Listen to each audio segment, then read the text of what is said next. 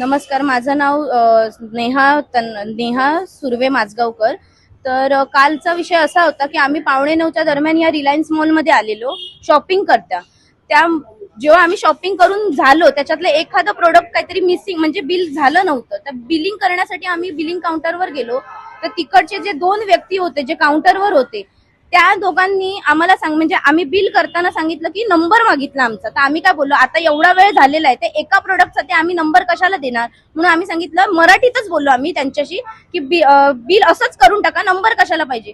तर तिकडचा जो एक बिलिंग काउंटरवरचा मुलगा होता तो सांगायला लागला की नाही नाही, मराठी हमको नहीं आता है, हिंदी में बात करो। पण मराठी समजत नाही, हिंदी बोलो।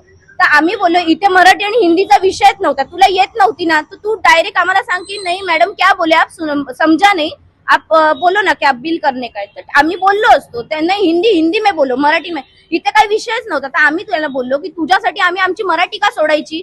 तर आम्हाला सांगायला लागला तो की तुम्ही आम्हाला ट्युशन द्या, मग आम्हाला नाही येत, आम्ही इथे ह्याला आलोय, मुंबईत आलोय, आम्हाला ट्युशन देत बसा इथे। आणि एवढ्या लांबून तो माझ्याकडे पॉइंट आउट करतोय असं असं बोट दाखवून, आम्ही पुरुष आहोत का, आम्ही बायकांना तू एवढा पॉइंट आउट कर, तू कोण आहेस।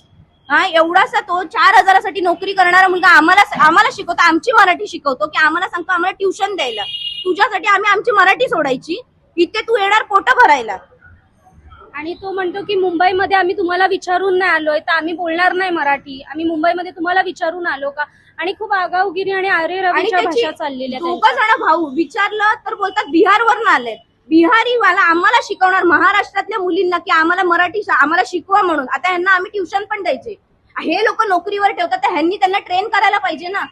तुम्हाला माहिती आहे की आमच्याकडे कसे कस्टमर येतात। आम्ही असं पण म्हणालो ना की तू हिंदीत बोल किंवा तू मराठीत बोल, तू तुझ्या मायभाषेत बोल, आम्ही आमच्या मायबोलीत बोलतो। पण तो मला असं बोलायला, मराठी नाही चलेगा, हिंदी आना चाहिए, हिंदी में बोलो, अशा गोष्टी तो बोलायला लागला। तेव्हा आम्ही या गोष्टीवर भडकलो आणि मग आम्ही संपर्क साधला मनसेला। दुसरा एक एक्झिक्युटिव्ह त्याला सांगा की तू अटेंड कर म्हणून। तुम्ही दादागिरी की मराठी शिकणार काम करता का यांच्या बापाचं आहे दुकान, तू सांगणार आम्हाला ट्रेनिंग द्यायला, दीड तांबडीचा इथे काम करतोय। इथं काढा रे, इथं ऐसा काढा रे, ऐसा काढा रे। थोबाडं तर बघा यांची, मोठे लाख रुपये कमावतात, आम्हाला शिकवताय।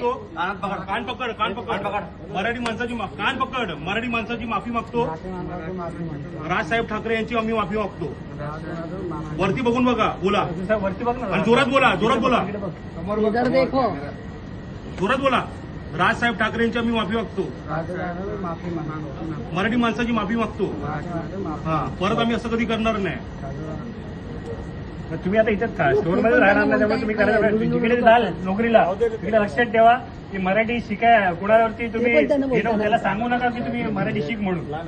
तुम्ही स्वतः पहिले मराठी शिका। चला।